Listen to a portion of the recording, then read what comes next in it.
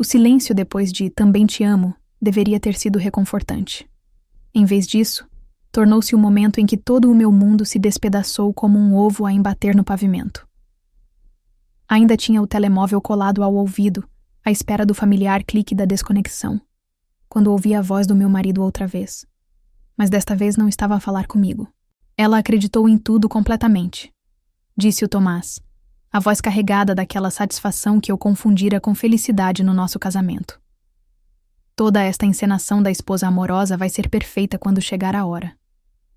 O meu sangue transformou-se em água gelada nas veias. O telemóvel tremeu na minha mão quando outra voz se juntou à conversa. Uma voz que fez o meu estômago cair ao chão. Era a voz do meu primo direito, Diogo.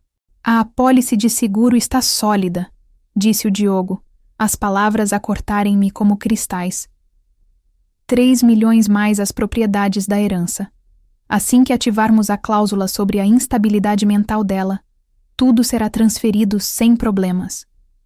Pressionava o telemóvel com mais força contra o ouvido, o coração a bater tão alto que temi que o pudessem ouvir através da ligação.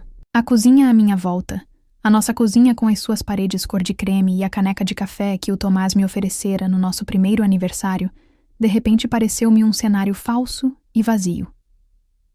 "A mudança de medicação foi genial", continuou o Tomás, e eu conseguia ouvir o sorriso na voz dele. "O Dr. Almeida acredita que está a ajudar com a ansiedade dela, mas aquelas pílulas vão torná-la paranoica, errática.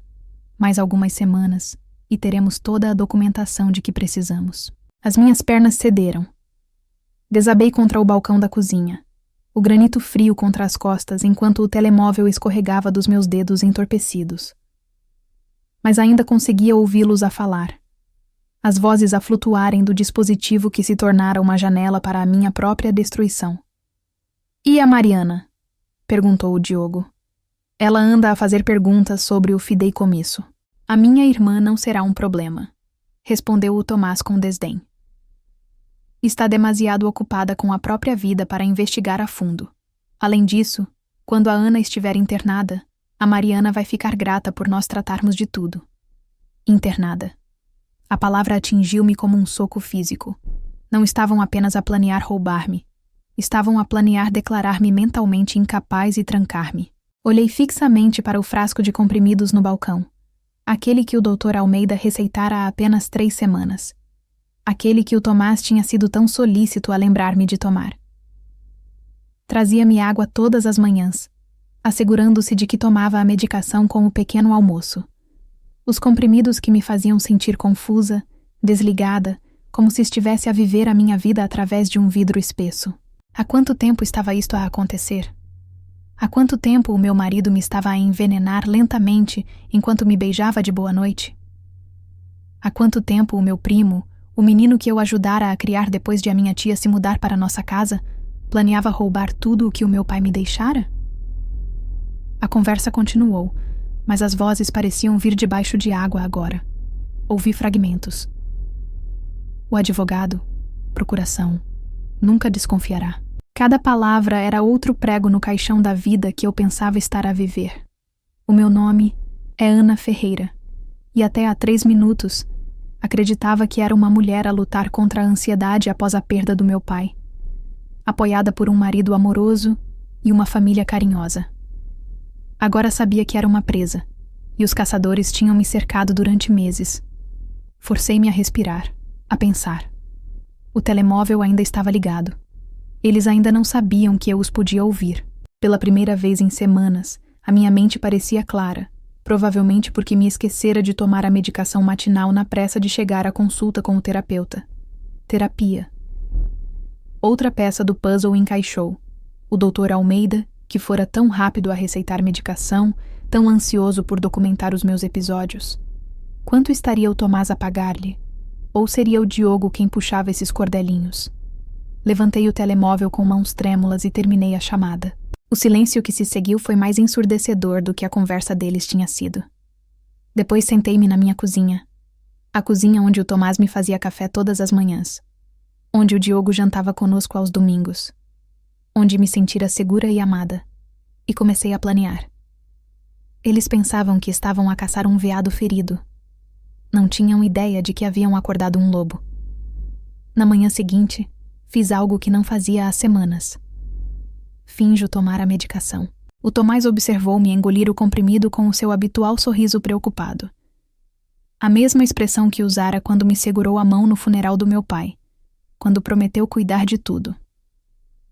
"Como te sentes hoje, querida?" perguntou, afastando uma madeixa de cabelo do meu rosto com dedos que agora pareciam gelo contra a minha pele. "Melhor?" Menti, forçando-me a inclinar-me para o toque dele. A confusão está a dissipar-se um pouco. O sorriso dele contraiu-se quase imperceptivelmente. "Isso é maravilhoso. Mas lembra-te do que disse o Dr. Almeida. A recuperação não é linear. Podes ter alguns dias maus pela frente. A preparar o terreno para o meu inevitável colapso. Que atencioso da parte dele." "Eu sei", disse suavemente. "Só estou grata por te ter a cuidar de mim. Não sei o que faria sem ti." As palavras sabiam a cinza na minha boca, mas a expressão do Tomás relaxou. Beijou-me a testa e tive de lutar para não me afastar. "Sempre cuidarei de ti, Ana. Sempre." Depois de ele sair para o trabalho, cuspi o comprimido na palma da mão e deitei-o na sanita. Depois liguei para o trabalho a dizer que estava doente, no meu emprego na galeria de arte, um trabalho que o Tomás me incentivara a deixar, alegando que o estresse era demasiado para o meu estado frágil. Tinha trabalho a fazer. A minha primeira paragem foi o banco.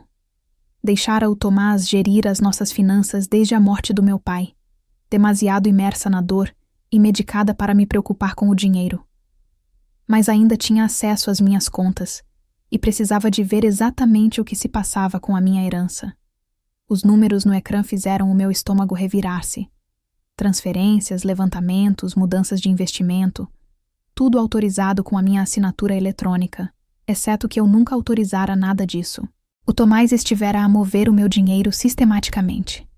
Pequenas quantias no início, depois montantes maiores à medida que a minha depressão piorava e eu me envolvia menos nas decisões do dia a dia. Senhora Ferreira, a gerente do banco, Senhora Lopes, apareceu ao meu lado. "Está tudo bem? Parece pálida." Virei-me para ela, esta mulher que conhecia a minha família há anos, que ajudara o meu pai a criar o meu fideicomisso quando completei 25 anos. "Senhora Lopes, preciso de lhe perguntar uma coisa, e preciso que seja completamente honesta comigo." Ela assentiu, a preocupação a marcar-lhe as feições.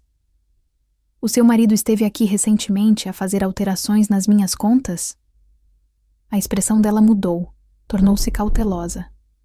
"Senhora Ferreira, talvez devêssemos discutir isto no meu escritório." O escritório privado parecia um confessionário. Enquanto a senhora Lopes fechava a porta atrás de nós, sentou-se à minha frente, as mãos cruzadas sobre a secretária, e vi o conflito nos olhos dela. "O seu marido tem uma procuração", disse cuidadosamente. "Os papéis foram apresentados há 6 semanas, depois de a senhora começar a ter dificuldades." "Que dificuldades?" O rosto da senhora Lopes franziu-se de simpatia. "Oh, querida, veio muito perturbada, a chorar sobre pessoas que a seguiam, a insistir que alguém estava a tentar roubar o seu dinheiro. Estava... bem, parecia muito confusa.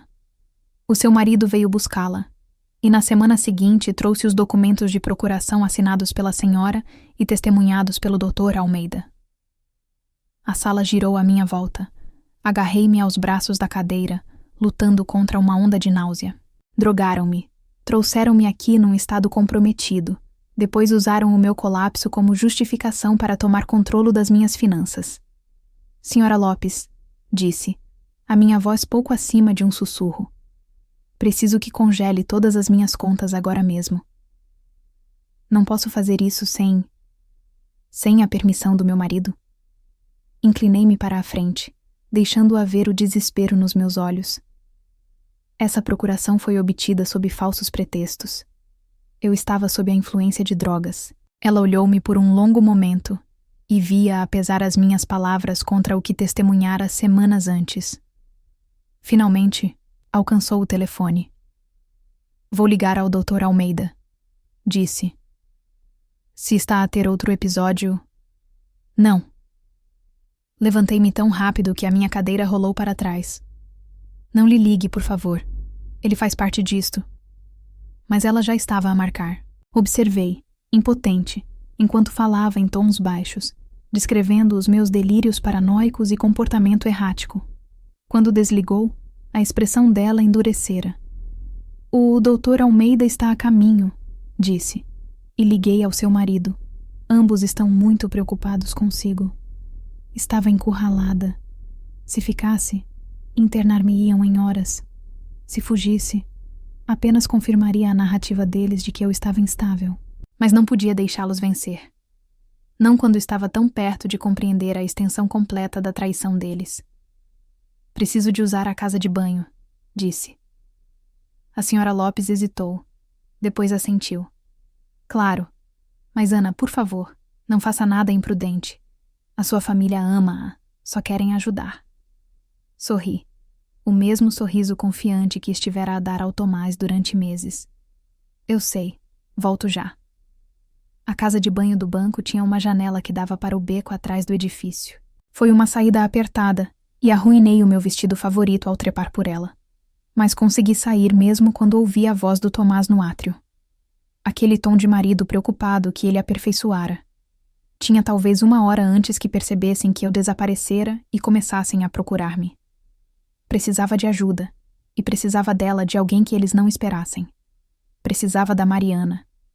A minha cunhada vivia a 20 minutos de distância, num bairro que gritava perfeição suburbana, na periferia de Lisboa. A Mariana sempre fora a prática, a cética que fazia perguntas difíceis e não aceitava respostas fáceis. Se alguém me acreditasse, seria ela. Mas quando abriu a porta de casa e me viu ali, desalinhada e com olhos esbugalhados, a expressão dela mudou imediatamente para preocupação. Ana, o que aconteceu? O Tomás ligou. Disse que tiveste um episódio no banco. Ele já lhe tinha ligado. O meu coração afundou-se. Claro que sim. Estavam a cobrir todas as bases. Entra, disse a Mariana, guiando-me para a sua sala imaculada. Estás com péssimo aspecto. Quando foi a última vez que comeste alguma coisa? Não conseguia lembrar-me. A medicação estivera a suprimir o meu apetite há semanas. Mariana, preciso que me ouças. Que me ouças mesmo. O Tomás e o Diogo estão a tentar internar-me para poderem roubar a minha herança. Ela sentou-se à minha frente, o rosto cuidadosamente neutro. Isso é uma acusação muito séria. Ouvi-os a falar. O Tomás esqueceu-se de desligar o telemóvel depois da nossa chamada ontem, e ouvi tudo. Estão a drogar-me, Mariana. Os comprimidos que o Dr. Almeida receitou não são para a ansiedade. Estão a tornar-me paranoica e confusa para que possam alegar que sou mentalmente incapaz. A Mariana ficou em silêncio por um longo momento, estudando o meu rosto. Sabes como isso soa? Não sabes? Como os delírios de uma mulher mentalmente doente. Sei que é exatamente com isso que eles estão a contar. Inclinei-me para a frente, agarrando-lhe as mãos. Mas tu conheces-me, Mariana. Conheces-me há 8 anos. Alguma vez menti? Alguma vez fui outra coisa senão racional e equilibrada? Ela apertou-me as mãos suavemente. Não, mas a dor pode mudar as pessoas, Ana. E a depressão. Não estou deprimida. As palavras saíram-me mais alto do que pretendia. Quero dizer, estava triste pelo meu pai. Claro que estava... Mas não era suicida, nem delirante, nem nenhuma das coisas que o Tomás tem andado a dizer às pessoas. A única vez que me sentia louca era quando tomava aqueles comprimidos. O telemóvel da Mariana vibrou. Ela olhou para o ecrã e viu o nome do Tomás. Não atendas, implorei. Por favor, dá-me só 5 minutos para provar o que estou a dizer. Ela hesitou, depois rejeitou a chamada. 5 minutos. Saquei o meu telemóvel e mostrei-lhe a aplicação do banco, as transferências e levantamentos que estavam a acontecer sem o meu conhecimento. Depois mostrei-lhe o frasco de comprimidos, explicando como o Tomás fora tão insistente com o meu horário de medicação. Tudo isto pode ter uma explicação, disse a Mariana, mas a voz dela era menos segura agora. Talvez o Tomás estivesse só a tentar ajudar a gerir as tuas finanças enquanto estavas de luto. E a medicação? Então explica isto. Reproduzi a gravação que fizera da chamada telefônica de ontem. Tive a presença de espírito para começar a gravar no momento em que percebi que o Tomás não desligara.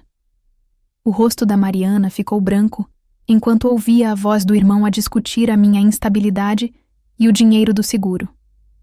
Quando a voz do Diogo se juntou, falando sobre ativar cláusulas e transferir ativos, parecia que ia vomitar. Meu Deus, sussurrou. Meu Deus, Ana, lamento tanto. Não fazia ideia. Acreditas em mim? Como não poderia? É a voz do Tomás, clara como o dia.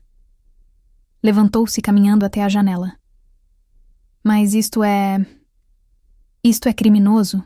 Precisamos de chamar a polícia. Com que provas? Uma gravação que pode ser descartada como falsa? A minha palavra contra a de um médico respeitado e o meu marido enlutado?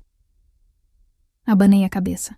Eles estiveram a planear isto durante meses, Mariana. Tem documentação, testemunhas, registros médicos.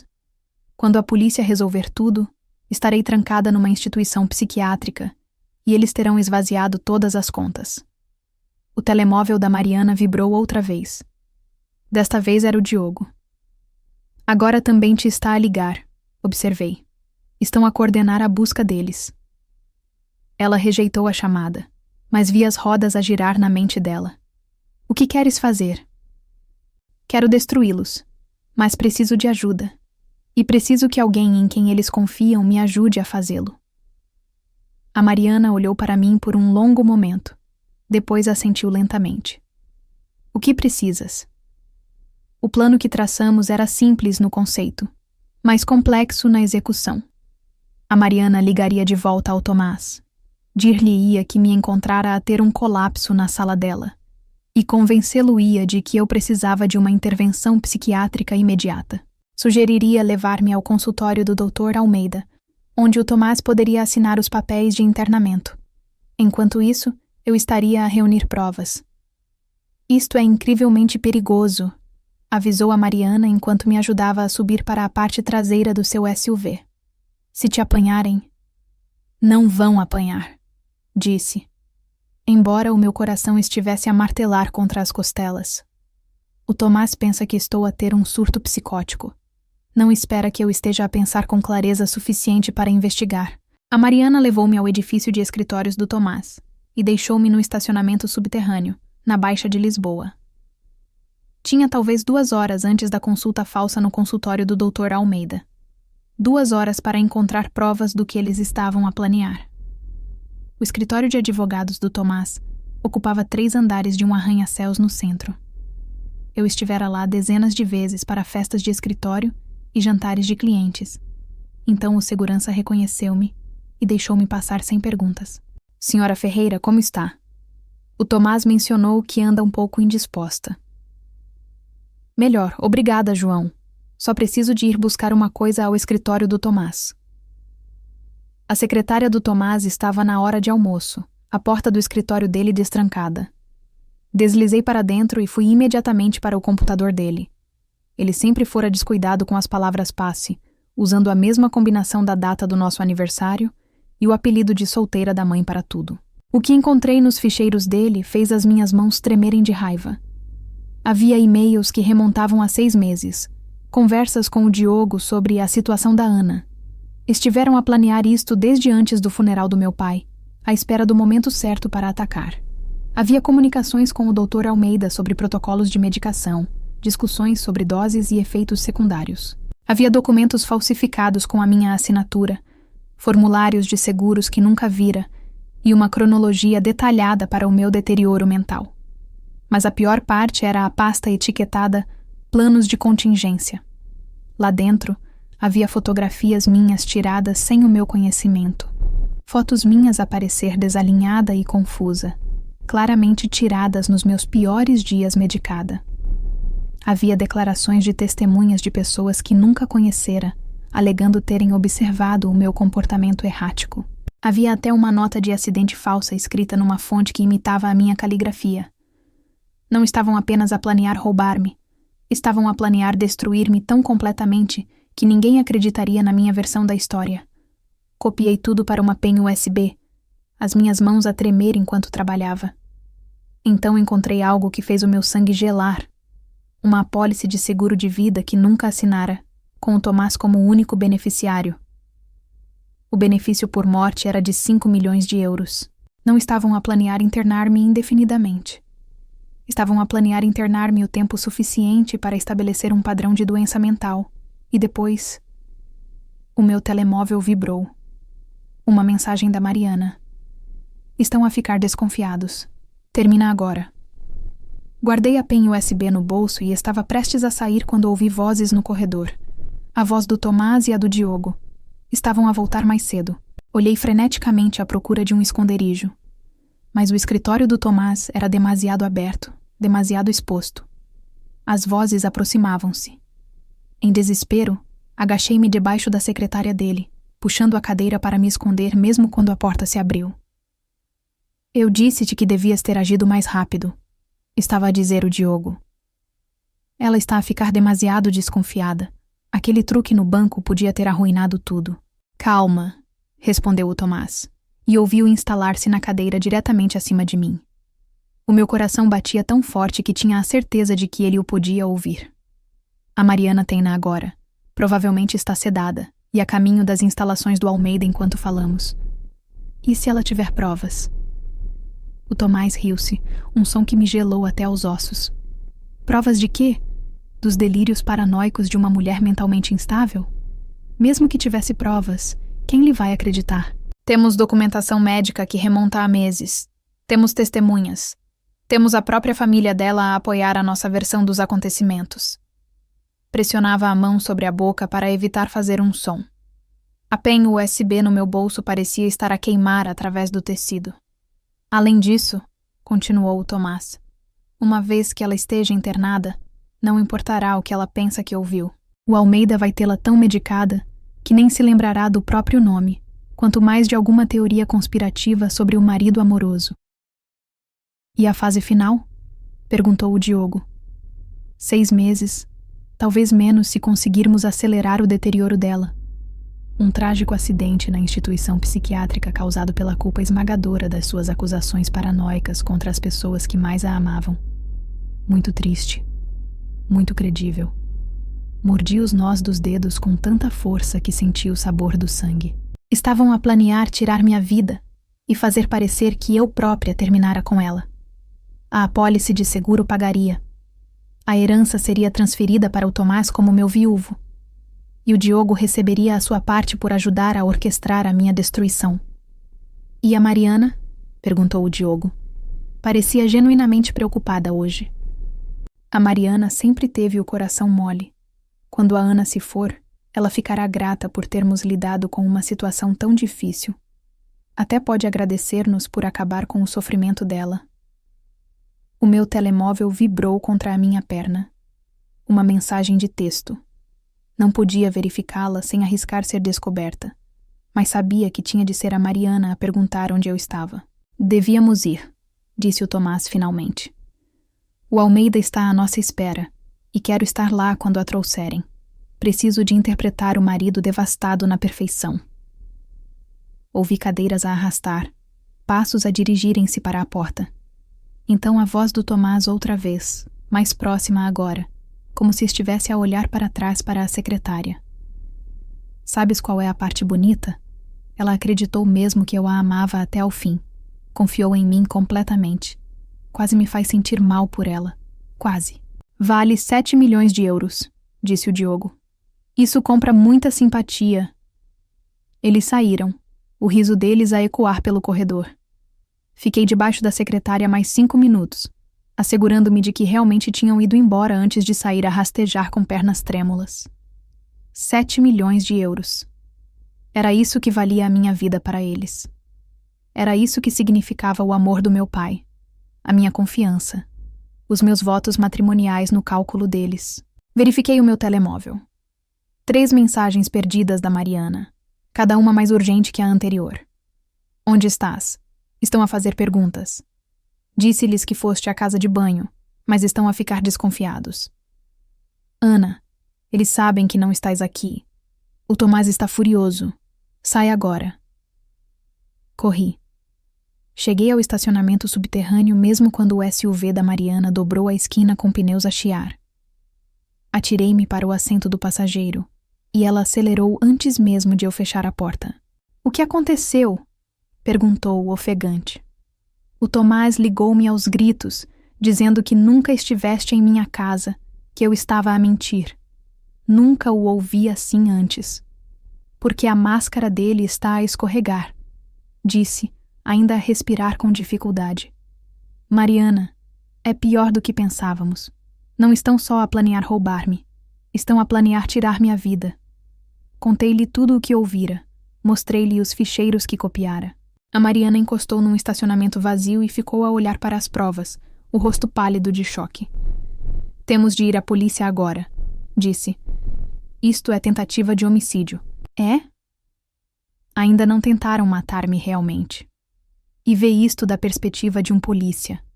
Uma mulher com problemas de saúde mental documentados, alegando que o marido e o primo estão a tentar matá-la por dinheiro. A mesma mulher que acabou de invadir o escritório do marido e roubou ficheiros confidenciais. O telemóvel da Mariana tocou. O nome do Tomás apareceu no ecrã. Atende, disse, mas põe em alta voz.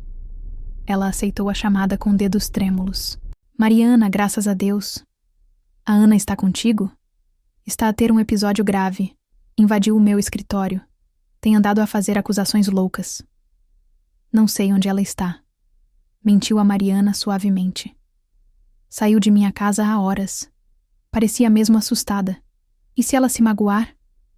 É exatamente isso que receio, disse o Tomás, e tive de admirar a atuação dele. Soava como um homem genuinamente aterrorizado pela segurança da esposa. O Dr. Almeida acha que ela pode estar a ter um surto psicótico completo. Precisamos de a encontrar antes que faça algo irreversível. Chamaste a polícia? Estou prestes a fazê-lo.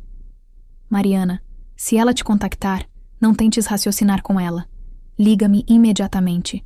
No estado atual dela, pode ver-te como parte de qualquer conspiração que ache que está a acontecer.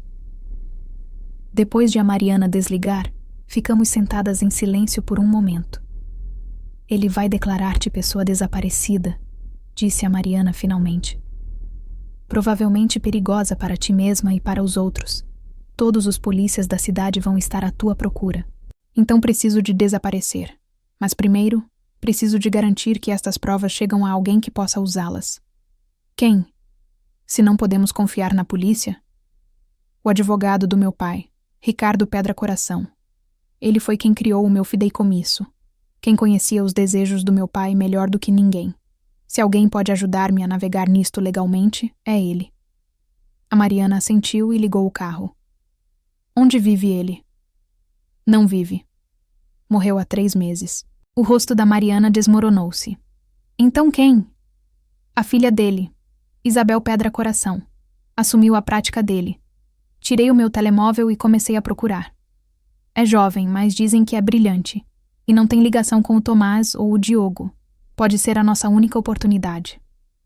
Conduzimos pela cidade até os escritórios legais Pedra Coração, uma pequena firma situada numa mansão vitoriana convertida no bairro da Lapa. A Isabel Pedra Coração não era nada como eu esperava. Não podia ter mais de 30 anos, com cabelo castanho curto e olhos verdes penetrantes que pareciam absorver tudo de uma só vez. Senhora Ferreira, disse, levantando-se de trás da antiga secretária do pai. Lamentei muito saber do seu pai. Ele falava de si muitas vezes.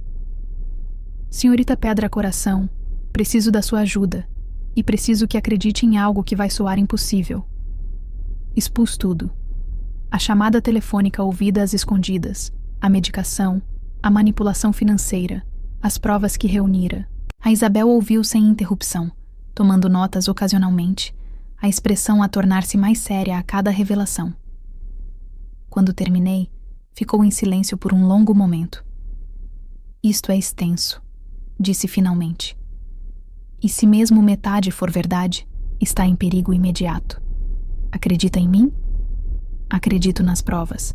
Estes registros financeiros, os documentos falsificados, as apólices de seguro. Isto não é o trabalho de uma mulher delirante. É um fraude sofisticado a longo prazo. Inclinou-se para a frente. Mas, senhora Ferreira, mesmo com estas provas, processar este caso será incrivelmente difícil. Eles construíram uma narrativa muito convincente sobre o seu estado mental. Não quero processá-los, disse calmamente. Quero destruí-los. A Isabel ergueu uma sobrancelha. Não tenho a certeza de compreender. Passaram meses a destruir sistematicamente a minha credibilidade, as minhas relações, o meu sentido da realidade. Roubaram o meu dinheiro e planeiam a minha morte. Mandá-los para a prisão não é suficiente. Quero que sintam o que eu senti. Quero que percam tudo como eles planearam que eu perdesse tudo. A Mariana mexeu-se desconfortavelmente ao meu lado. Ana, talvez devêssemos focar-nos apenas em detê-los. Não. Virei-me para a enfrentar e vi-a estremecer com o que viu nos meus olhos. Tornaram isto pessoal quando decidiram que a minha vida valia 7 milhões de euros. Quando o Tomás me beijava de boa noite enquanto planeava matar-me. Quando o Diogo, o meu próprio primo, ajudou a falsificar a minha assinatura na minha própria ordem de morte. Virei-me para a Isabel. Pode ajudar-me ou não? A Isabel ficou em silêncio por um momento, depois sorriu. Uma expressão aguçada e predatória que me lembrou o pai dela. Senhora Ferreira, acho que podemos fazer melhor do que apenas destruí-los. Acho que podemos fazer com que se destruam a si próprios. O plano que a Isabel delineou era elegante na sua simplicidade e devastador no seu alcance. Usaríamos a própria conspiração deles contra eles, transformando os seus planos cuidadosamente elaborados nos instrumentos da sua queda. A chave, explicou a Isabel, é que eles pensam que têm o controlo. Acham que estás mentalmente instável e a fugir assustada. Vamos deixá-los continuar a pensar isso enquanto desmantelamos sistematicamente as vidas deles. A fase 1 já estava em movimento. Enquanto o Tomás e o Diogo me procuravam, a Isabel estava a apresentar medidas cautelares de emergência para congelar todas as minhas contas e ativos, usando as provas de fraude que eu reunira. Também estava a preparar queixas criminais e ações cíveis que os manteriam presos em batalhas legais durante anos. Mas isso era apenas o começo. O teu primo Diogo trabalha no desenvolvimento imobiliário, certo? Perguntou a Isabel. Sim. Tem vários projetos importantes em curso, principalmente na região do Algarve. Projetos que dependem de investidores que valorizam a integridade e a confiança. Como achas que esses investidores reagiriam se descobrissem que ele está envolvido em fraude de idosos e tentativa de homicídio? A Mariana parecia desconfortável. Não estamos a falar de destruir os investimentos de pessoas inocentes? Os projetos do Diogo estão construídos sobre mentiras e dinheiro roubado, disse categoricamente. Qualquer investidor que perca dinheiro por causa dos crimes dele é vítima, não uma baixa da nossa vingança. A Isabel assentiu com aprovação. Exatamente. E o Tomás? O escritório de advogados dele representa vários clientes de alto perfil que estariam muito interessados em saber que o seu advogado tem falsificado documentos e conspirado para cometer fraude de seguros. Estás a falar de acabar com as carreiras deles, disse a Mariana. Eles estavam a falar de acabar com a minha vida, respondi. Isto é misericórdia comparado com o que planearam para mim. A fase 2 envolvia o Dr. Almeida. A Isabel tinha contactos na ordem dos médicos que estariam muito interessados em rever os ficheiros dos pacientes dele, especialmente os padrões suspeitos de medicação e as relações financeiras com certas famílias de pacientes. Mas a parte mais importante, disse a Isabel, é que precisamos que eles se incriminem ainda mais. Neste momento, temos provas de fraude e conspiração, mas precisamos que tomem ações que demonstrem claramente a intenção de te fazer mal. Como fazemos isso? Damos-lhes o que querem. Deixamo-los pensar que ganharam. O plano exigia que eu desaparecesse completamente durante 72 horas, enquanto a Isabel punha a maquinaria legal em movimento. A Mariana levou-me para a casa de campo da família dela, nas colinas da Serra da Estrela, um lugar onde o Tomás nunca estivera, e o Diogo não sabia que existia. Durante 3 dias, vivi como um fantasma. sem telemóvel, sem internet, sem contato com o mundo exterior. A Mariana trazia-me mantimentos e atualizações, mas passei a maior parte do tempo sozinha com os meus pensamentos e a minha raiva, a planear o que diria quando chegasse o momento. Ao terceiro dia, a Mariana chegou com notícias. Está a funcionar, disse, os olhos brilhando com excitação. O Tomás apresentou uma queixa de pessoa desaparecida, alegando que é suicida e perigosa. O Diogo tem andado a pedir favores para que a polícia priorize a tua procura. E o Dr. Almeida está a preparar uma ordem de internamento psiquiátrico. E do lado legal, a Isabel tem estado ocupada. Apresentou queixas à ordem dos médicos, à ordem dos advogados e ao Ministério Público. Também tem contactado discretamente os investidores do Diogo e os clientes do Tomás, fazendo apenas perguntas inocentes sobre as relações deles. A Mariana sorriu. E 3 dos maiores investidores do Diogo retiraram-se. O escritório do Tomás está a conduzir uma investigação interna e a licença médica do Dr. Almeida está sob revisão. Bom, mas não é suficiente. Eles precisam de confessar. Precisam de admitir o que fizeram de uma forma que não possa ser negada ou explicada. Como fazemos isso acontecer? Sorri, e a Mariana recuou um passo perante a expressão no meu rosto. Damos-lhes exatamente o que eles têm planeado. Fingimos a minha morte. O plano era louco, perigoso e absolutamente perfeito. A Isabel tinha um contato na câmara mortuária, uma mulher que devia um favor ao pai dela e estava disposta a ajudar a falsificar um certificado de óbito. A Mariana encontraria o meu corpo ao fundo de um penhasco perto da casa de campo. Um aparente acidente causado pela minha crise mental. O corpo estaria demasiado danificado para identificação imediata, dando-nos tempo. Enquanto isso, eu estaria escondida numa casa segura que a Isabel arranjara, observando enquanto o Tomás e o Diogo celebravam a sua vitória e, inevitavelmente, revelavam a extensão completa dos seus crimes. Isto é uma loucura, disse a Mariana pela 100ª vez enquanto nos preparávamos. Se alguma coisa correr mal... Nada vai correr mal, disse, embora o meu coração estivesse acelerado. O Tomás e o Diogo pensam que são tão inteligentes, tão cuidadosos, mas estão prestes a cometer o maior erro das vidas deles. Vão confiar um no outro. O acidente fingido foi perfeito.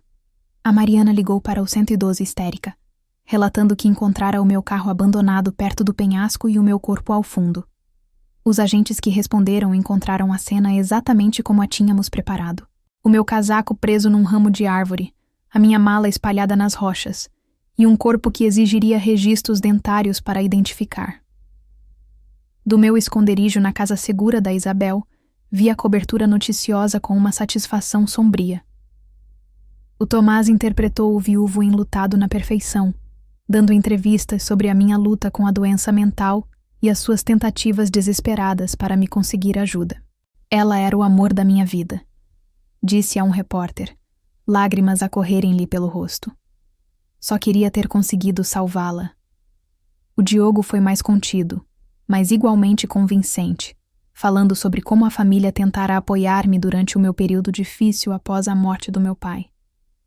Mas eu sabia que a verdadeira conversa aconteceria quando pensassem que ninguém estava a ver. A Isabel arranjara equipamentos de vigilância para serem colocados na casa do Tomás e no escritório do Diogo. Não tivemos de esperar muito. 2 dias após a minha morte, eles reuniram-se na casa do Tomás para celebrar. Não acredito que realmente funcionou, disse o Diogo, a voz a ecoar claramente através dos microfones ocultos. Quando ela saltou, pensei que alguém certamente perceberia que a tínhamos levado a fazer isso. Por favor, zombou o Tomás. Toda a gente sabe que ela estava mentalmente instável. O acidente era inevitável. Nós só ajudamos a que acontecesse. O dinheiro do seguro deve chegar dentro de 1 mês, continuou o Diogo. 5 milhões mais as propriedades da herança, divididas 50-50, como combinamos. Na verdade, disse o Tomás, e eu conseguia ouvir o sorriso na voz dele. Estive a pensar no nosso acordo. Houve uma pausa. O que queres dizer? Bem, eu fiz a maior parte do trabalho. A medicação, a manipulação psicológica, lidar com ela dia após dia. Tu só ajudaste no lado financeiro. Combinamos 50-50, Tomás. Combinamos muitas coisas, mas a Ana está morta agora, e as mulheres mortas não têm primos. No que diz respeito à lei, sou o único herdeiro. Inclinei-me para a frente, mal acreditando no que ouvia. Já se estavam a trair um ao outro, exatamente como eu esperava. Filho da mãe, rosnou o Diogo. Isto foi ideia minha. Fui eu que descobri como aceder ao fideicomisso dela. Fui eu que encontrou o Dr. Almeida. E eu fui o que casou com ela. Fui eu que passei 2 anos a fingir amar uma mulher que não suportava. Tens ideia do quão exaustivo era fingir que me importava com os sentimentos dela, o trabalho estúpido dela na galeria, as tentativas patéticas dela de cozinhar? As palavras atingiram-me como golpes físicos, mesmo sabendo que vinham. Ouvir o Tomás descrever o nosso casamento como um elaborado esquema, ouvir o desprezo na voz dele ao falar da vida que construíramos juntos, era quase mais do que eu conseguia suportar. Mas forcei-me a continuar a ouvir. Eu ganhei cada cêntimo desse dinheiro, continuou o Tomás. E se pensas que vais entrar e levar metade, estás mais delirante do que a Ana estava. Vou expor tudo, ameaçou o Diogo. Vou contar à polícia sobre a medicação, sobre o Dr. Almeida, sobre tudo. O Tomás riu-se.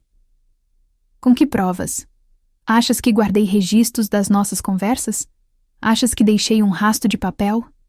A única prova que existia estava no meu computador, e já a destruí. O meu coração afundou-se. Se o Tomás destruíra as provas, então tudo o que eu copiara poderia ser inútil. Além disso, continuou o Tomás, quem te vai acreditar? És apenas o primo enlutado a tentar lucrar com a morte da tua prima. Eu sou o viúvo devastado. Adivinha que história o júri achará mais convincente? Canalha, disse o Diogo. E eu conseguia ouvir a raiva a crescer na voz dele. Achas que pode simplesmente cortar-me depois de tudo o que fiz? Acho que posso fazer o que quiser. A Ana está morta. O dinheiro é meu e tu não podes provar o contrário. Houve um som de luta. Depois a voz do Diogo, tensa e furiosa. Tira as mãos de cima de mim. Sai da minha casa, disse o Tomás friamente. E se me ameaçares outra vez, asseguro-me de que a polícia saiba exatamente quem me deu a ideia de drogar a minha pobre esposa mentalmente doente. Isto não acabou, cuspiu o Diogo. Sim, acabou. A Ana está morta, e a nossa sociedade também. Não me contactes outra vez. Ouvi uma porta a bater, depois silêncio. Através do feed de vigilância, vi o Tomás servir-se de um copo e brindar a sala vazia. Por Ana, disse com um sorriso cruel. Obrigado pelos 7 milhões, querida. Desliguei a gravação e recostei-me, as mãos a tremer de raiva. A Isabel, que estivera a ouvir ao meu lado, já estava ao telemóvel. Apanharam tudo isso? Perguntou a quem estava do outro lado. Perfeito. Sim, vamos precisar de cópias para o Ministério Público. Desligou e virou-se para mim. Temo-nos. Confissões completas, admissões de conspiração, e o Tomás acabou de ameaçar o Diogo com chantagem. Isto é mais do que suficiente para os trancar durante décadas. Bom, disse, mas a minha voz soava oca, mesmo para os meus próprios ouvidos. Quando avançamos, amanhã de manhã, a polícia vai prendê-lo simultaneamente e lançaremos a tua história de sobrevivência milagrosa para a imprensa. Serás a mulher que fingiu a própria morte para expor o complô malévolo do marido. Eu deveria sentir-me triunfante. Deveria sentir-me vingada. Em vez disso, sentia-me apenas vazia. Ana! A voz da Mariana veio de trás de mim. Também estivera a ficar na casa segura, demasiado assustada para voltar para casa, caso o Tomás ou o Diogo tentassem usá-la como alavanca. Estás bem? Ouvi o meu marido descrever todo o nosso casamento como uma mentira, disse calmamente. Ouvi-o rir sobre a minha morte. Ouvi-o brindar a minha memória enquanto planeava gastar o dinheiro que conseguiu comigo. Olhei para ela. Como é suposto estar bem? A Mariana sentou-se ao meu lado e pegou na minha mão.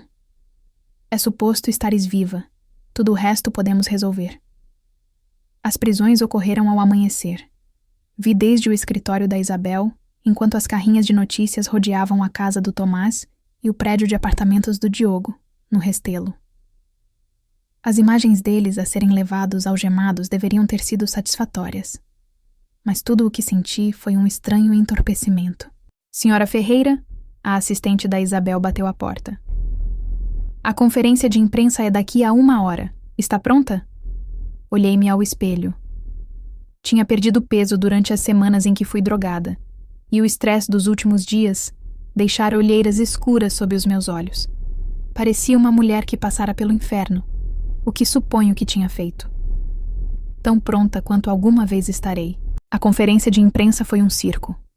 Os repórteres gritaram perguntas sobre como sobrevivera, por que fingira a minha morte, o que descobrira sobre o complô do meu marido. Respondi mecanicamente, mantendo-me no guião que a Isabel e eu tínhamos preparado. Mas quando um repórter perguntou como me sentia sobre a traição do meu marido, encontrei-me a desviar do guião. Querem saber como é? Disse, olhando diretamente para a câmara. É como descobrir que a pessoa em quem mais confiavas no mundo te tem destruído aos poucos durante meses. É como aprender que cada amo-te era uma mentira. Cada beijo era uma atuação. Cada momento de intimidade era apenas ele a calcular quanto valeria a minha morte. A sala ficou em silêncio. É como morrer enquanto ainda estás viva, continuei. O Tomás não planeou apenas matar o meu corpo. Matou a minha capacidade de confiar, a minha fé no amor, a minha crença de que as pessoas mais próximas de mim realmente se importavam se eu vivia ou morria. Pelo menos, se ele apenas me tivesse baleado, eu teria morrido a acreditar que o nosso casamento era real. Levantei-me, ignorando as tentativas da Isabel para que me sentasse novamente. Mas isto é com o que o Tomás e o Diogo não contaram, disse, a minha voz a tornar-se mais forte. Não contaram que eu fosse inteligente o suficiente para descobrir o jogo deles. Não contaram que eu tivesse pessoas que realmente se importassem comigo, como a minha cunhada Mariana e a minha advogada Isabel. E definitivamente não contaram que eu estivesse suficientemente zangada para lutar de volta. Inclinei-me para os microfones. Para qualquer outra pessoa que possa estar a passar por algo semelhante, se alguém está a tentar convencer-te de que estás louca, se alguém está a insistir em medicação que não precisas, se alguém te está a isolar do teu sistema de apoio, confia nos teus instintos. Não estás paranoica, não estás delirante e não estás sozinha. Saí da conferência de imprensa sob aplausos ensurdecedores, mas mal os ouvi. Tudo em que conseguia pensar era em voltar para casa. Exceto que já não tinha uma casa. A casa que partilhara com o Tomás era agora uma cena de crime, e mesmo que não fosse, nunca poderia viver lá outra vez. O julgamento foi uma sensação mediática. O Tomás e o Diogo tentaram alegar que tinham sido incriminados, que eu, de alguma forma, orquestrara um esquema elaborado para os fazer parecer culpados. Mas as provas eram esmagadoras. As gravações, os documentos falsificados, o testemunho do Dr. Almeida, que mudara de lado e aceitara depor em troca de uma pena reduzida. Testemunhei durante 3 dias, guiando o júri por cada detalhe da conspiração. Contei-lhes sobre os comprimidos que me faziam sentir como se estivesse a perder a sanidade, sobre as manipulações financeiras que descobrira, sobre o momento em que ouvi o meu marido a planear a minha morte. O advogado do Tomás tentou pintar-me como uma mulher vingativa em busca de revanche contra um homem inocente, mas as gravações falaram por si. Quando o júri ouviu o Tomás a brindar a minha morte e a vangloriar-se sobre o dinheiro do seguro, alguns deles pareciam fisicamente doentes. O veredicto chegou após apenas 4 horas de deliberação, culpados em todas as acusações. O Tomás recebeu 25 anos por conspiração para cometer homicídio, fraude de seguros e abuso de idosos. O Diogo recebeu 20 anos pelo seu papel na conspiração. O Dr. Almeida recebeu 10 anos e perdeu a licença médica permanentemente. Eu deveria ter me sentido vingada. Deveria ter sentido que a justiça fora feita. Em vez disso, sentia-me oca. 6 meses após o julgamento, estava a viver num pequeno apartamento do outro lado de Lisboa, na zona de Alvalade, tentando reconstruir uma vida que parecia completamente alheia a mim. As companhias de seguros tinham pago as reclamações pela minha morte. Depois processaram para recuperar o dinheiro quando apareci viva. A minha herança estava presa em procedimentos legais. A galeria de arte despedira-me durante a minha crise de saúde mental, e ninguém parecia ansioso por contratar a mulher que fingira a própria morte, mesmo que fosse por boas razões. A Mariana visitava-me regularmente, mas eu via a preocupação nos olhos dela. Eu não estava a melhorar. Se alguma coisa, estava a piorar. O entorpecimento que começara durante o julgamento espalhara-se até parecer que vivia a minha vida através de um vidro espesso, vendo tudo acontecer a outra pessoa. "Precisas de falar com alguém", disse a Mariana durante uma das suas visitas. "Um terapeuta, um conselheiro, alguém que te possa ajudar a processar o que aconteceu." "Já tive terapeutas suficientes", disse categoricamente. "O último estava a tentar internar-me para que o meu marido pudesse roubar o meu dinheiro." "Nem todos os terapeutas são como o Dr. Almeida. Há bons por aí, pessoas que realmente querem ajudar." Eu sabia que ela tinha razão, mas não conseguia importar-me. Qual era o sentido de curar quando tudo em que acreditara sobre a minha vida fora uma mentira? Qual era o sentido de seguir em frente quando não podia confiar no meu próprio julgamento sobre as pessoas? A campainha tocou, interrompendo a minha espiral de autocomiseração. Não esperava ninguém, e a Mariana já estava ali. Olhei pelo óculo e vi uma mulher que não reconheci, de meia idade, vestida profissionalmente, com olhos gentis e uma expressão paciente. "Senhora Ferreira, o meu nome é Doutora Carmen Ribeiro. Sou psiquiatra, mas não estou aqui em capacidade profissional. Estou aqui porque li sobre o seu caso e queria falar consigo sobre algo importante." Abri a porta, mas mantive a corrente posta. "Se isto é sobre tratamento..." "Não é. É sobre outras mulheres. Mulheres que passaram pelo que a senhora passou." Isso captou a minha atenção. Tirei a corrente e deixei-a entrar. A doutora Ribeiro sentou-se na minha sala e tirou uma pasta. "Há 15 anos que trabalho com vítimas de abuso psicológico", disse. "O que lhe aconteceu, a medicação sistemática, a manipulação psicológica, a manipulação financeira, é mais comum do que poderia pensar." Abriu a pasta e mostrou-me fotografias, documentos, recortes de jornais. "Estes são apenas do último ano.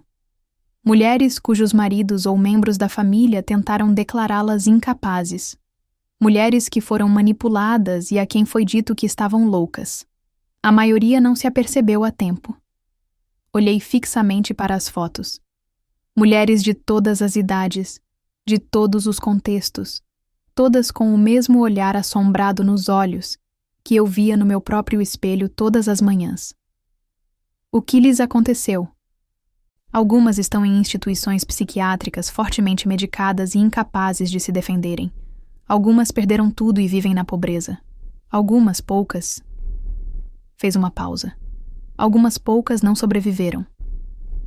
O peso do que ela dizia atingiu-me como um golpe físico. "Está a dizer que há outros Tomases por aí? Outros Diogos?" "Estou a dizer que há toda uma rede de pessoas que se aproveitam de mulheres vulneráveis, especialmente mulheres com dinheiro ou propriedades.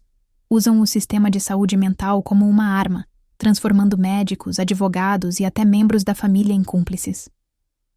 A Mariana inclinou-se para a frente. "O que podemos fazer sobre isso?" A doutora Ribeiro sorriu pela primeira vez desde que chegara. "É por isso que estou aqui. Senhora Ferreira, a senhora tem algo que estas outras mulheres não têm. Tem provas. Tem evidências. Tem uma história em que as pessoas acreditam. Tem o poder de expor todo este sistema, de ajudar outras mulheres que estão a passar pelo que a senhora passou, para garantir que o que lhe aconteceu nunca aconteça a mais ninguém." Fiquei em silêncio por um longo momento, pensando nas mulheres nas fotografias, no olhar vazio nos olhos delas que igualava o meu. O que teria de fazer? Contar a sua história. Não apenas as partes sensacionalistas que chegaram às notícias, mas a história real. Os sinais subtis, a erosão gradual da sua autonomia, a maneira como a fizeram duvidar da sua própria sanidade. Ajudar outras mulheres a reconhecer os sinais de alerta antes que seja tarde demais. Acha que isso ajudaria? Acho que poderia salvar vidas. A fundação começou pequena. Só eu, a doutora Ribeiro e a Mariana, trabalhando a partir de um espaço de escritório alugado no centro de Lisboa. Chamámo-la Fundação Ana Ferreira para a Consciência sobre Abuso Psicológico, e a nossa missão era simples: educar as mulheres sobre os sinais de alerta de manipulação psicológica sistemática e fornecer recursos para aquelas que suspeitassem que estavam a ser alvo. Os primeiros meses foram difíceis. Tive de reviver a minha história vezes sem conta, falando em grupos de apoio e organizações de mulheres, dando entrevistas a jornalistas e investigadores. Cada vez que a contava, parecia que estava a mexer numa ferida que se recusava a sarar. Mas algo estranho começou a acontecer. As mulheres começaram a contactar-nos. Mulheres que reconheciam as suas próprias experiências na minha história. Mulheres a quem fora dito que eram paranoicas ou delirantes quando suspeitavam que os seus entes queridos as estavam a manipular. Havia a Margarida, cujo filho estivera a aumentar lentamente a medicação dela, enquanto transferia os seus ativos para o nome dele. Havia a Lúcia, cujo marido a manipulara psicologicamente durante anos, fazendo-a acreditar que tinha demência precoce para que ele pudesse assumir o controle do seu negócio de sucesso. Havia a Joana, cujo padrasto estivera a falsificar a assinatura dela em documentos legais enquanto a mãe fazia vista grossa. Cada história era diferente, mas o padrão era sempre o mesmo: isolamento, medicação, manipulação psicológica e manipulação financeira. E, em cada caso, amigos e familiares bem-intencionados tinham dito à vítima que estava a imaginar coisas, que os seus entes queridos nunca a magoariam. A parte mais difícil, disse-me a Margarida durante uma das nossas reuniões de grupo de apoio, não foi o dinheiro. Foi perceber que o meu próprio filho me via como nada mais do que uma conta bancária com pernas. Eu sabia exatamente o que ela queria dizer. À medida que a fundação crescia, começamos a desenvolver recursos, listas de sinais de alerta, guias legais para proteger ativos, redes de médicos e advogados de confiança que compreendiam o abuso psicológico. Criamos uma linha de apoio para mulheres que suspeitassem que estavam a ser manipuladas, atendida por voluntárias que tinham passado por experiências semelhantes. Mas o mais importante que fizemos foi ouvir. Acreditamos nas mulheres quando diziam que algo estava errado, mesmo quando ainda não podiam prová-lo. Validamos os seus instintos e ajudámo-las a confiar em si mesmas outra vez. 5 anos após a condenação do Tomás, estava de pé perante uma comissão parlamentar em Lisboa, testemunhando sobre a necessidade de legislação nacional para combater o abuso psicológico e a exploração financeira de adultos vulneráveis. O sistema atual, disse aos deputados reunidos, trata estes crimes como assuntos civis ou disputas familiares, mas o que me aconteceu a mim e a centenas de outras mulheres não são disputas familiares. São empresas criminosas sofisticadas que destroem vidas e roubam milhões de euros todos os anos. Olhei para os membros da comissão, alguns a tomar notas, outros a verificar os telemóveis, mas alguns realmente a ouvir, e isso era suficiente. Os perpetradores contam com o nosso silêncio, continuei. Contam com a vergonha e a dúvida das suas vítimas. Contam com um sistema que não leva a sério as mulheres quando dizem que algo está errado.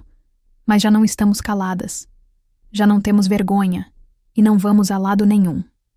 A legislação foi aprovada 6 meses depois. A Lei Ana Ferreira criou penalidades nacionais para abuso psicológico em casos que envolvessem exploração financeira. Estabeleceu fundos para serviços às vítimas e exigiu formação para as forças policiais e profissionais de saúde. Eu deveria ter me sentido triunfante. Deveria ter sentido que finalmente conseguira justiça, não só para mim, mas para todas as mulheres que tinham sido silenciadas, descartadas, e a quem fora dito que estavam loucas. Em vez disso, senti algo que não experimentava há anos: paz. A chamada chegou numa manhã de sexta-feira na primavera. Estava no meu escritório na fundação, a rever um processo, quando a minha assistente bateu à porta. Senhora Ferreira, há alguém aqui para a ver. Diz que é pessoal. Levantei o olhar e vi uma jovem de uns 20 anos, com cabelo escuro e olhos nervosos. Parecia-me familiar, mas não conseguia situá-la. Desculpe-me por a incomodar, disse, entrando no meu escritório. O meu nome é Raquel Almeida. Sou filha do Dr. Almeida. O processo escorregou-me das mãos. O Dr. Almeida, o psiquiatra que ajudara o Tomás nos seus planos para me eliminar, que planeara internar-me, fora libertado da prisão 6 meses antes, após cumprir a sua pena reduzida. Sei que não tem razões para me ouvir, continuou a Raquel rapidamente, vendo a minha expressão. Mas preciso de lhe dizer algo sobre o meu pai, sobre o que ele está a fazer agora. Fiz-lhe sinal para se sentar, o coração já a acelerar. O que quer dizer? Ele está a fazer isto outra vez. O mesmo que lhe fez a si. Encontrou novas vítimas, novos parceiros, e desta vez está a ser mais cuidadoso. A Raquel tirou uma pasta e colocou-a na minha secretária. Tenho-o vigiado desde que saiu. Sei que o que ele lhe fez foi imperdoável, mas é o meu pai e eu. Esperava que a prisão o tivesse mudado, mas não mudou. Se alguma coisa, tornou-o mais inteligente a encobrir os rastos. Abri a pasta e senti o sangue gelar. Havia fotografias de mulheres idosas, registros médicos, documentos financeiros. Era o mesmo padrão que vira antes. Medicação sistemática, isolamento, manipulação financeira. Quantas? Perguntei calmamente. Pelo menos 6 que eu saiba, talvez mais. Ele está a trabalhar com uma rede agora. Outros médicos, advogados, administradores de lares de idosos. Estão a atacar viúvas ricas, mulheres com ativos substanciais e sem família próxima para as proteger. Estudei as fotografias, vendo a minha própria história refletida nos rostos destas mulheres. A confusão, o medo, a erosão gradual da sua autonomia. Por que me está a contar isto? Por que não ir à polícia? O rosto da Raquel desmoronou-se. Tentei, mas ele aprendeu com os erros. Tudo parece legítimo no papel. As medicações estão prescritas para condições válidas. Os arranjos financeiros estão devidamente documentados. As famílias parecem genuinamente preocupadas. Sem alguém por dentro, sem prova da conspiração, a polícia acha que sou apenas uma filha a tentar causar problemas ao pai criminoso. Exatamente. Inclinou-se para a frente. Mas a senhora parou-o antes. Expô-lo. Se alguém pode fazê-lo outra vez, é a senhora. Olhei fixamente para os ficheiros, sentindo o peso familiar da responsabilidade a assentar nos meus ombros. Construíra uma boa vida para mim nos últimos 5 anos. A fundação estava a prosperar, encontrar a paz. Até começar a namorar outra vez. Um homem gentil chamado Daniel, que conhecia a minha história e me amava apesar disso. Podia afastar-me disto, deixar que outra pessoa lidasse com isso. Mas depois, olhei para as fotografias outra vez, os rostos de mulheres que estavam a viver o que eu sobrevivera, mulheres que talvez não fossem tão afortunadas como eu fora. O que precisa de mim? Perguntei. A Raquel Almeida não perdeu tempo. Explicou que o pai, agora mais cauteloso após a prisão, operava através de uma rede sofisticada que se estendia além de Lisboa, alcançando cidades como Porto e Faro. O Dr. Almeida identificava mulheres vulneráveis, viúvas ricas ou idosas sem família próxima, através de contactos em lares de idosos e clínicas privadas. Depois, com a ajuda de advogados corruptos e administradores complacentes, manipulava os seus registros médicos e financeiros para assumir o controle das suas vidas. Ele não age diretamente com as vítimas agora, disse a Raquel, os olhos brilhando com uma mistura de culpa e determinação. Usa intermediários, pessoas que parecem respeitáveis para manter as mãos limpas, mas sei que é ele quem puxa os cordelinhos. Como o encontrou? Perguntei, folheando os documentos que ela trouxera. Havia nomes, datas, transferências bancárias, mas nada que ligasse diretamente o Dr. Almeida aos crimes. Acompanhei-o. Segui-o a reuniões, ouvi conversas. Ele acha que sou apenas a filha arrependida a tentar reconstruir a relação depois da prisão. Não suspeita que estou a reunir provas. E estas mulheres? Apontei para as fotografias. Sabe onde estão agora? Algumas ainda estão nos lares, outras foram internadas em clínicas psiquiátricas privadas, mas estão todas vivas, pelo menos por agora. O problema é que o tempo está a esgotar-se. Assim que os ativos delas forem completamente transferidos, elas tornam-se dispensáveis. A palavra pairou no ar como uma ameaça. Dispensáveis. Exatamente como eu fora para o Tomás e o Diogo.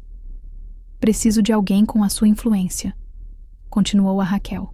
Alguém que possa fazer com que as autoridades levem isto a sério. A Fundação Ana Ferreira tem credibilidade, contactos, recursos. Se puder usar isso para expor o que está a acontecer, podemos salvar estas mulheres. Fechei a pasta e olhei para ela. Isto não vai ser fácil. O seu pai aprendeu com os erros. Ele cobriu os rastos, e qualquer movimento errado da nossa parte pode alertá-lo para desaparecer. Eu sei, mas não posso fazer isto sozinha. Inclinei-me para trás, considerando as opções. A fundação estava bem estabelecida agora, com uma equipe de advogados, terapeutas e investigadores. Tínhamos ajudado dezenas de mulheres a recuperar as suas vidas, mas nunca enfrentáramos algo desta escala. Uma rede criminosa organizada que operava com a precisão de uma empresa. Vou precisar de tempo para planear, disse finalmente. E vou precisar de si, Raquel. Está disposta a continuar a vigiar o seu pai, mesmo sabendo o risco que isso representa? Ela assentiu sem hesitação. Quero que ele pare. Quero que pague pelo que fez. Não só a senhora, mas a todas elas. Então temos um acordo. Mas, Raquel, uma coisa. Se isto avançar, não haverá volta atrás. O seu pai irá para a prisão, talvez para sempre. Está preparada para isso? O rosto dela endureceu. Ele deixou de ser meu pai no momento em que começou a fazer isto. Agora é apenas um monstro que precisa de ser detido. Nos dias seguintes, reuni a equipa da fundação, a doutora Carmen Ribeiro, que continuava a ser a nossa principal consultora clínica, a Isabel Pedra Coração, cuja mente jurídica afiada seria crucial, e a Mariana, que se tornara a minha rocha, e agora geria as operações diárias da fundação. Expliquei a situação, mostrando-lhes os documentos da Raquel. É uma operação complexa, disse a Isabel, examinando as transferências bancárias. Estão a usar empresas de fachada e contas offshore para ocultar o dinheiro. Vamos precisar de um especialista em crimes financeiros. A polícia judiciária? Sugeriu a Mariana. Não ainda, respondi. Se os alertarmos demasiado cedo, sem provas concretas, a rede pode desmoronar-se e o Dr. Almeida desaparecer. Precisamos de construir um caso sólido primeiro. A doutora Ribeiro concordou. E temos de agir rápido. Estas mulheres estão a ser medicadas de forma inadequada, tal como a Ana esteve. Quanto mais tempo esperarmos, maior o risco para a saúde delas. Contratamos um investigador privado, o Sr. Paulo Mendes, um ex-agente da Polícia Judiciária que se especializara em fraudes financeiras. Ele começou a rastrear as contas mencionadas pela Raquel, enquanto a Isabel trabalhava para obter acesso legal aos registros médicos das vítimas, sem alertar os conspiradores.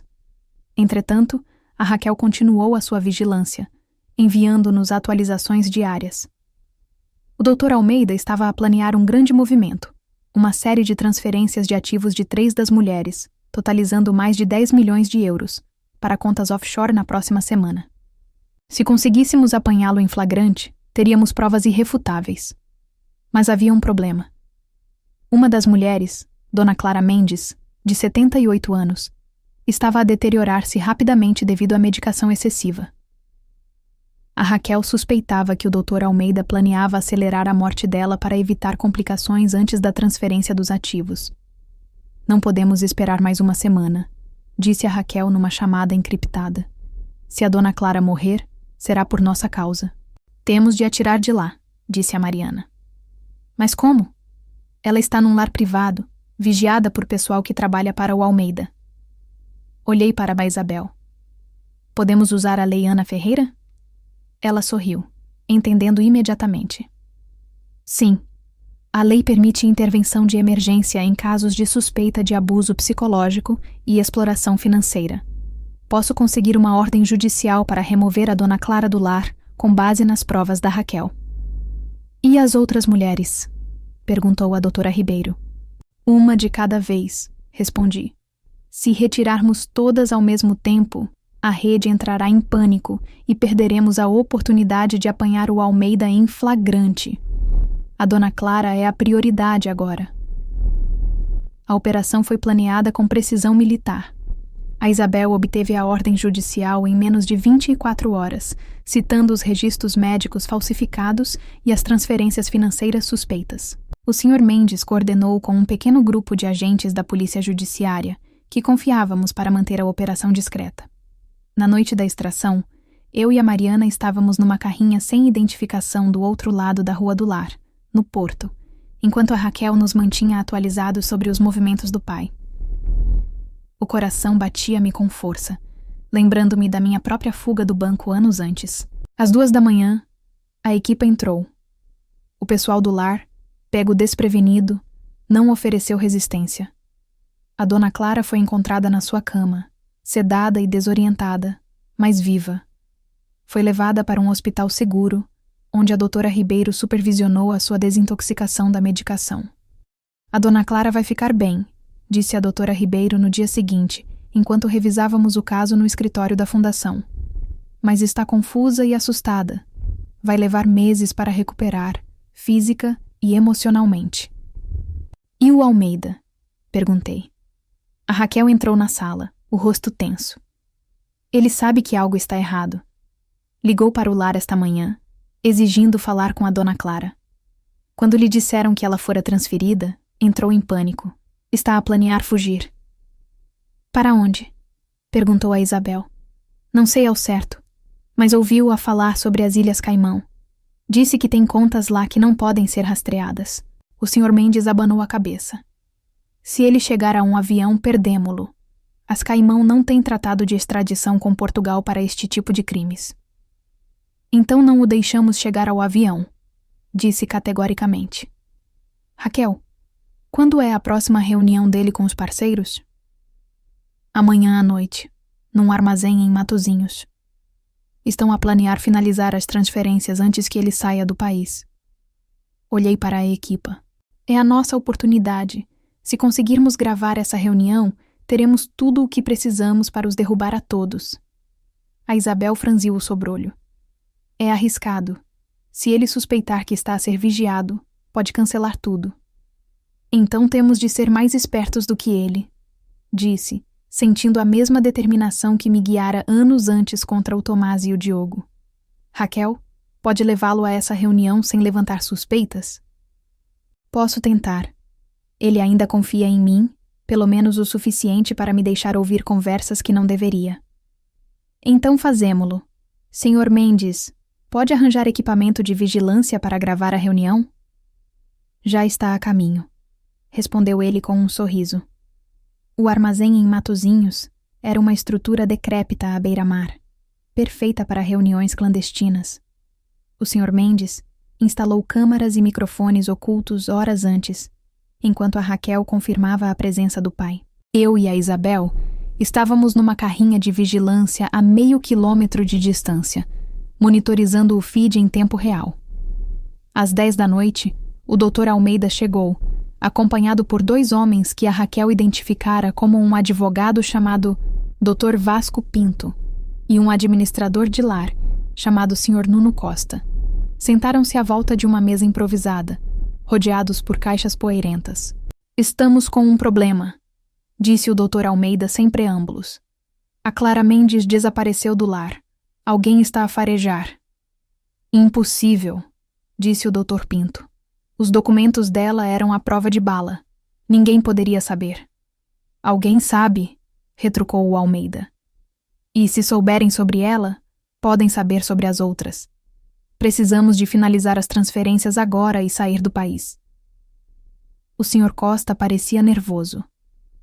E as mulheres? Não podemos simplesmente deixá-las nos lares. Elas podem falar. O Dr. Almeida sorriu, um sorriso frio que me fez estremecer. Não se preocupe com isso. Já organizei tudo. Acidentes acontecem em lares de idosos todos os dias. Uma dose errada aqui, uma queda ali. Inclinei-me para a frente, o coração a bater com força. Era exatamente o que precisávamos. Uma admissão clara de intenção de matar. Está a dizer que vamos matá-las? Perguntou o Dr. Pinto, a voz a tremer ligeiramente. Estou a dizer que vamos proteger os nossos interesses, respondeu o Almeida. Vocês sabiam no que estavam a meter-se quando entraram nisto. 5 milhões por vítima divididos entre nós. Vale algumas pontas soltas, não acham? O Sr. Costa assentiu relutantemente, mas o Dr. Pinto parecia hesitante. E se formos apanhados? A Lei Ana Ferreira? O Dr. Almeida riu-se. A Ana Ferreira? Aquela mulher era uma aberração da natureza. 1 em 1 milhão. A maioria das vítimas nem percebe o que está a acontecer até ser tarde demais. E mesmo que percebam, quem lhes vai acreditar? Um grupo de velhas confusas contra nós, com documentos médicos e testemunhas a apoiar a nossa versão? Era tudo o que precisávamos. A Isabel já estava ao telemóvel, coordenando com a polícia judiciária. Tenho sinal. Mandem as equipas agora. Minutos depois, o armazém foi invadido por agentes armados. O Dr. Almeida tentou fugir, mas foi rapidamente detido. O Dr. Pinto e o Sr. Costa renderam-se sem luta, claramente apanhados desprevenidos. Na carrinha, a equipa soltou um suspiro coletivo de alívio. A Raquel, que se juntara a nós após confirmar a presença do pai, tinha lágrimas nos olhos. Acabou, sussurrou. Ele não vai magoar mais ninguém. Não acabou ainda, disse suavemente. Temos de garantir que as outras mulheres estejam seguras e que esta rede seja completamente desmantelada. Nos dias seguintes, a polícia judiciária, armada com as gravações e os documentos da Raquel, desmantelou a rede. Dezenas de cúmplices foram presos, desde médicos a administradores de lares. As mulheres foram retiradas dos lares e clínicas, recebendo cuidados médicos adequados supervisionados pela doutora Ribeiro.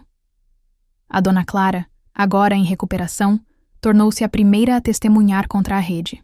A história dela, combinada com a minha e a da Raquel, desencadeou uma onda de cobertura mediática que forçou as autoridades a agir em todo o país. 1 ano depois, estava de volta ao parlamento, desta vez para receber uma condecoração pelo meu trabalho com a Fundação.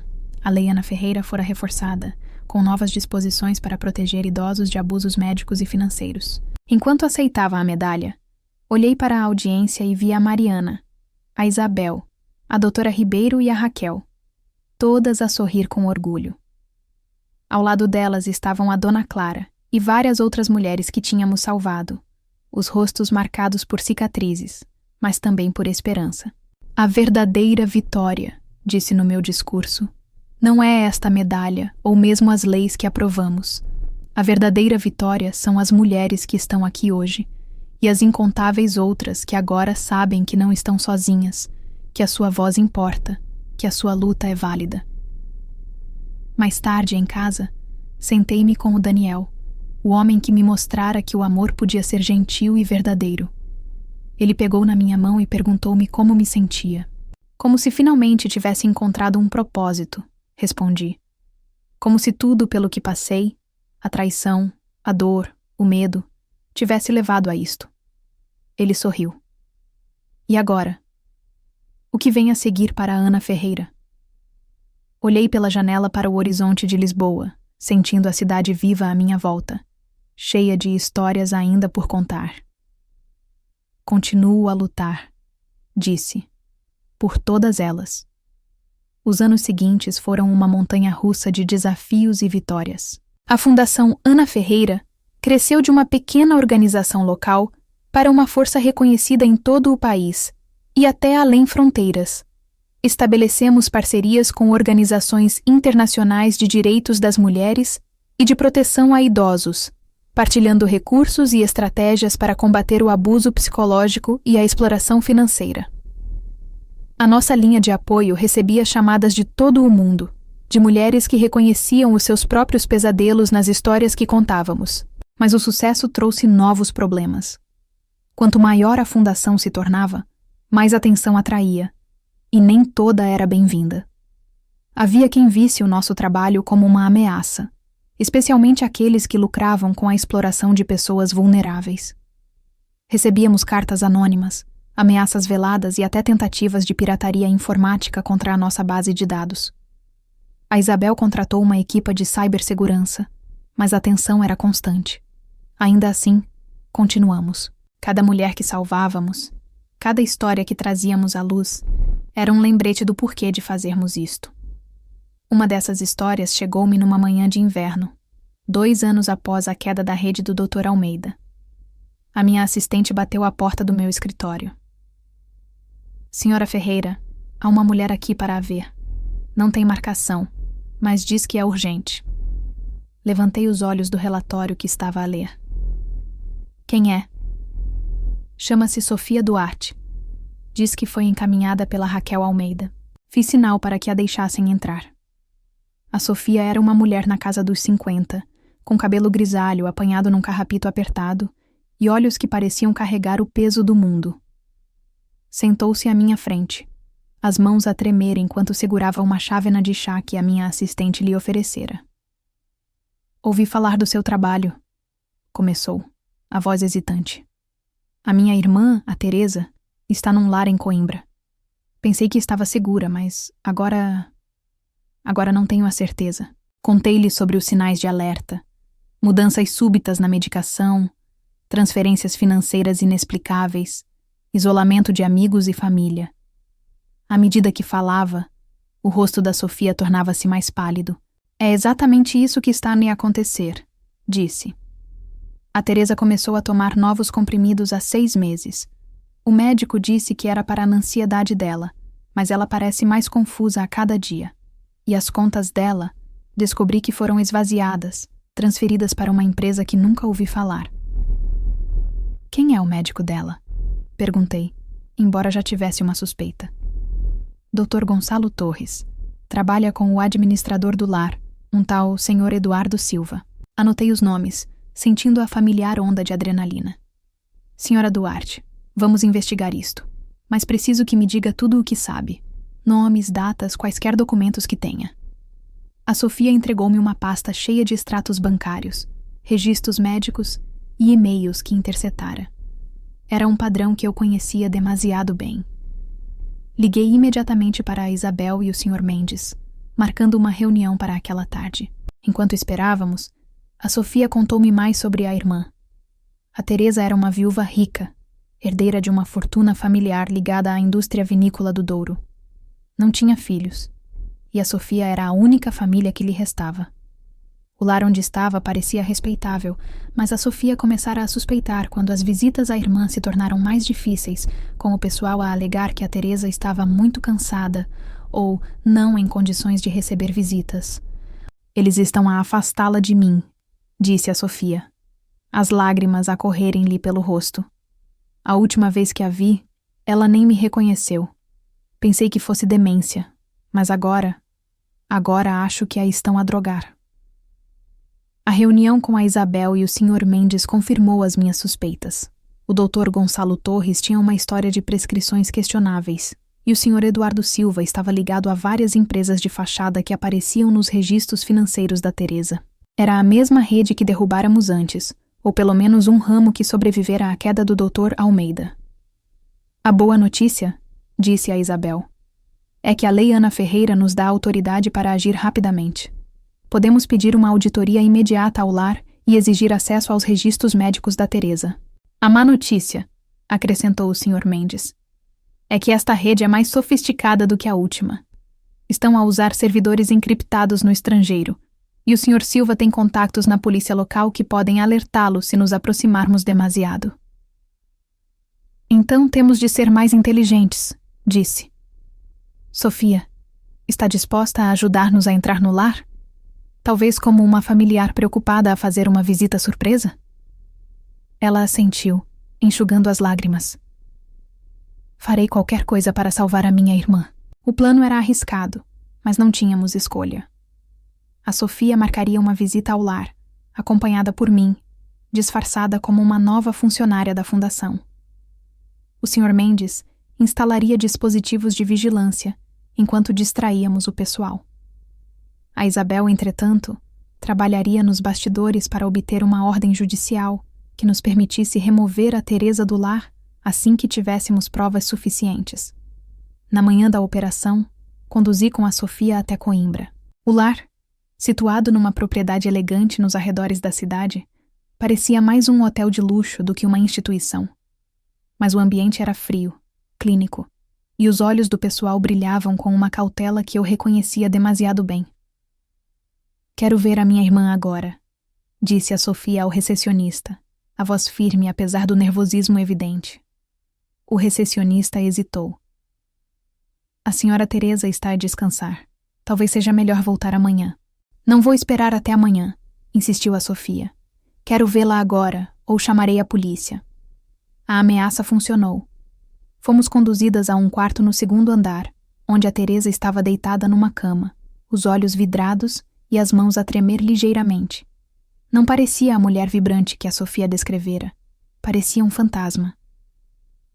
"Sofia?", murmurou a Teresa, a voz fraca.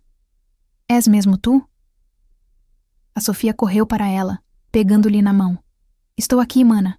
Vou tirar-te daqui." Enquanto a Sofia mantinha o pessoal ocupado, consegui deslizar um pequeno dispositivo de escuta debaixo da mesa de cabeceira da Teresa. O Sr. Mendes, disfarçado como técnico de manutenção, instalava câmaras nos corredores, movendo-se com a eficiência de quem fizera isto muitas vezes antes. Mas então as coisas complicaram-se. O Dr. Torres apareceu, alertado pelo recepcionista. Era um homem alto, de meia idade, com um ar de autoridade que provavelmente intimidava a maioria das pessoas. Mas eu já enfrentara homens como ele antes. "Senhora Duarte", disse, a voz suave, mas com um tom de aviso. "Não foi informada de que as visitas devem ser marcadas com antecedência?" "Não preciso de marcar para ver a minha irmã", respondeu a Sofia, a voz a tremer mais firme. "E ela não parece estar bem. Quero saber que medicamentos lhe estão a dar." O Dr. Torres sorriu, um sorriso que não alcançava os olhos. "A sua irmã está a receber os melhores cuidados possíveis. A medicação dela é para a ansiedade e problemas cognitivos. Tudo está documentado." "Quero ver esses documentos", disse eu avançando. "Sou da Fundação Ana Ferreira e temos razões para acreditar que essa senhora Teresa está a ser explorada financeiramente." O rosto do Dr. Torres endureceu. "E quem é a senhora exatamente?" "Alguém que sabe como é ser drogada e manipulada por pessoas como você", respondi, encarando-o. "E alguém que não vai deixar isso acontecer com a Teresa." Ele abriu a boca para responder, mas foi interrompido pelo som de sirenes ao longe. A Isabel conseguira a ordem judicial mais rápido do que esperávamos, e a polícia judiciária estava a caminho. O Dr. Torres tentou fugir, mas o Sr. Mendes bloqueou a saída, e minutos depois, os agentes entraram no lar. A Teresa foi levada para um hospital, onde a doutora Ribeiro confirmou que estava a ser medicada com doses perigosas de antipsicóticos, semelhantes aos que eu tomara anos antes. Os registros apreendidos no lar revelaram a extensão da operação. O Dr. Torres e o Sr. Silva estavam a trabalhar com uma rede de pelo menos 12 outras instituições em Portugal, todas a visar mulheres idosas com ativos substanciais. As provas eram esmagadoras: e-mails, registros financeiros, até gravações de reuniões, onde discutiam abertamente como gerir as suas vítimas. A Sofia ficou com a Teresa no hospital, ajudando-a a recuperar, enquanto a fundação assumia a luta legal para recuperar os ativos roubados. O Dr. Torres e o Sr. Silva foram presos, junto com vários cúmplices, e a cobertura mediática trouxe ainda mais vítimas à luz, cada uma com uma história que ecoava a minha. Meses depois, estava sentada com a Teresa e a Sofia num café à beira-rio no Douro, vendo o sol refletir na água. A Teresa recuperara grande parte da sua força, embora ainda lutasse com os efeitos a longo prazo da medicação. A Sofia segurava a mão da irmã, os olhos cheios de gratidão. "Não sei como te agradecer", disse a Sofia. "Se não fosse por ti, a minha irmã ainda estaria naquele lugar, ou pior." "Não me agradeças", respondi. "Agradece a Raquel, a Isabel, a doutora Ribeiro, ao Sr. Mendes, e agradece à tua irmã por ser forte o suficiente para sobreviver. A Teresa sorriu, um sorriso fraco, mas genuíno. Quando estava naquele quarto, sentia que estava a desaparecer. Mas ouvir a tua história na televisão, saber que alguém lutara contra isto e vencera, deu-me esperança. Naquela noite, de volta ao meu apartamento em Alvalade, sentei-me com o Daniel, partilhando uma garrafa de vinho do Douro, um presente da Teresa. Ele olhou para mim, os olhos cheios de orgulho. Estás a mudar o mundo, sabes disso? Disse. Abanei a cabeça. Não estou a mudar o mundo. Estou só a tentar torná-lo um lugar onde as mulheres não tenham de ter medo de confiar nas pessoas que amam. Ele pegou na minha mão.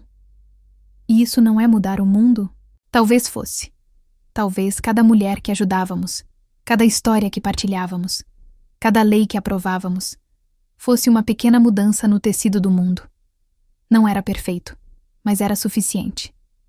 10 anos após a traição do Tomás, estava de pé numa conferência internacional em Lisboa, a falar para uma sala cheia de ativistas, legisladores e sobreviventes. Contei a minha história outra vez, não com a dor crua de antes, mas com a força de alguém que transformara a sua dor em propósito. Não somos definidas pelas nossas cicatrizes, disse à audiência. Somos definidas pelo que fazemos com elas. Cada uma de vocês tem o poder de transformar a sua dor numa força, a sua história numa arma, a sua voz numa revolução. Quando saí do palco, a Raquel Almeida estava à minha espera nos bastidores. Tornara-se uma das nossas principais investigadoras, usando a sua experiência com o pai para identificar outras redes de abuso.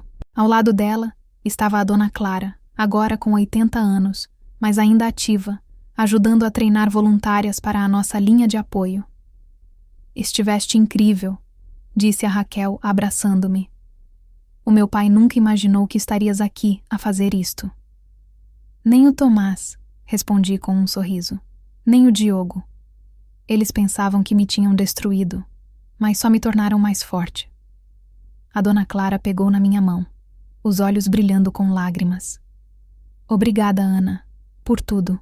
Naquela noite, enquanto olhava para o horizonte de Lisboa, pensei em todas as mulheres que tínhamos ajudado, todas as vidas que tínhamos salvado. Pensei no Tomás e no Diogo, agora a cumprir longas penas de prisão, as suas vidas reduzidas a nada mais do que um aviso para outros. E pensei no meu pai, cujo amor e legado me tinham dado a força para lutar.